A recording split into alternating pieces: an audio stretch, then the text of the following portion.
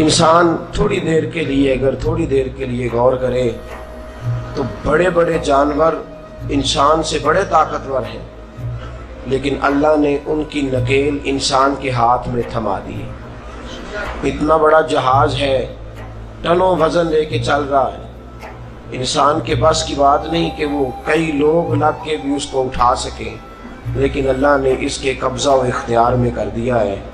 فرمایا هو الذی خلق لکم ما فی الارض جمیعا، زمین میں جو کچھ ہے سارا تیرے لیے بنایا ہے، آسمان میں جو ہے سارا تیرے لیے بنایا ہے۔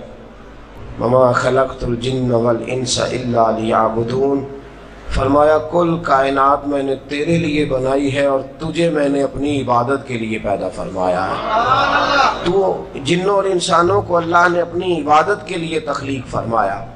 مقصد زندگی، مقصد تخلیق، دنیا میں آنے کا مقصد اولین اور مقصد آخری اللہ کی عبادت، اللہ کی معرفت، اللہ کی طرف توجہ، اللہ کی طرف رجوع، یہی ایک مقصد تھا انسان کے آنے کا۔ اسی کو قرآن نے بیان کیا تھا۔ اپنے اپنے مقاصد، درود شریف پڑھنے والے بلند، صلاۃ و سلام علیک یا سید یا رسول اللہ۔ اپنے اپنے مقاصد، اپنے اپنے معاملات کو ہم نے ترتیب دے لیا ہے۔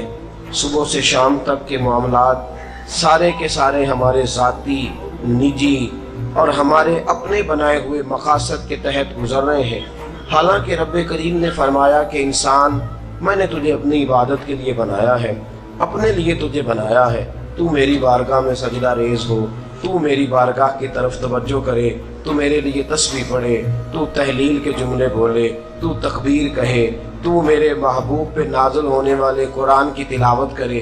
تجھے تو اس لیے بنایا تھا۔ عبادت کا معنی یاد رکھیے گا، عبادت کا معنی فقط نماز پڑھنا نہیں، عبادت کا معنی صرف نماز پڑھنا نہیں، نماز عبادت کا ایک جز ہے، نماز عبادت کا ایک حصہ ہے۔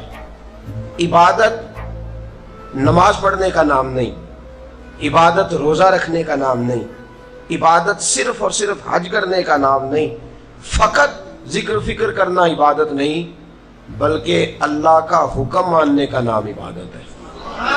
خدا رسول کی بات ماننے کا نام عبادت ہے۔ جہاں جانے کا خدا حکم دے وہاں چلے جاؤ، یہ عبادت ہے۔ جہاں جانے سے منع کر دے وہاں کبھی نہ جاؤ، یہ عبادت ہے۔ اگر نماز پڑھنے کا نام ہی عبادت ہوتا تو پھر فجر کی فجر کے وقت کیوں پڑھنی پڑتی، پھر ظہر میں ہی کیوں فرض ہوتی، پھر عصر کا وقت مغرب میں جا کے کیوں نہ شروع کیا جاتا، پھر انسان کی مرضی تھی جب پڑھ لیتا۔ فرمایا نہیں، عبادت میری ہے، اصل میری اطاعت ہے۔ میں جب کہوں کہ یہ فجر کا وقت ہے تو تجھے فجر مان کے پڑھنا، جب کہوں ظہر کا وقت ہے تو ظہر مان کے۔ ہم نے عبادت کو مخصوص کر دیا، مسجد میں چلے جانا، نفل پڑھ لینا، کچھ دیر قرآن شریف پڑھ لینا، کچھ دیر اللہ کی عبادت کر لینا، کچھ دیر ذکر اذکار کر لینا، اس کا نام عبادت ہے۔ اور باہر نکل کے بے شک جھوٹ بولے، باہر نکل کے بے شک غیبت کرے، باہر نکلے اور کم تولے، باہر نکلے اور اپنی من مرضی کرے، تو یہ عبادت نہیں۔ اس لیے کہ ہم اس خدا کے ماننے والے ہیں جو صرف مسجد میں نہیں ہوتا، بلکہ جلوہ تیری ذات کا کو بکو ہے، میں جدھر دیکھتا ہوں ادھر تو ہی تو ہے۔